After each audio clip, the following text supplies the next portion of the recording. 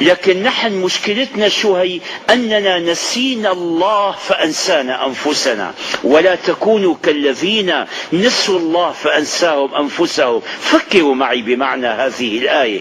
ألم ننسى نفوسنا؟ هذا الواحد منا ماذا يصنع من حين ما يصبح صباحا إلى أن يمسي؟ نعم، يقف بالصلاة، قد يقف في الصلاة وعقله نصفه في الصلاة والنصف خارجا عنها. يمضي حياته في لقاء الناس. إذا لم يجد شيئا يعمله، واحد رايح عند طبيب الأسنان وعليه أن ينتظر ربع ساعة، تثقل عليه الربع ساعة، يثقل عليه الزمان. ليش؟ لأننا لا نستطيع أن نخلو بأنفسنا. والله عجيب، نفسي أنا عدو لي.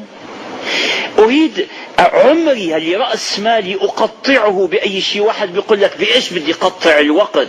يسأل الشباب بماذا نمضي فراغنا؟ ولك يا عمي، فراغكم هذا وفراغي هذا ووقتي ووقتكم هذا رأس المال، هذا هو العمر. فهل نسعى لأن نقطع أعمارنا، نقطع أوقاتنا بقراءة رواية سخيفة، بمشاهدة فيلم تافه، بحديث أو اجتماع لا منفعة منه في دنيا ولا آخرة؟ أي شيء، هات لي أي شيء، بس لا تتركني أنا ونفسي أواجه الزمان الذي هو العمر. إذا أنا نسيت نفسي.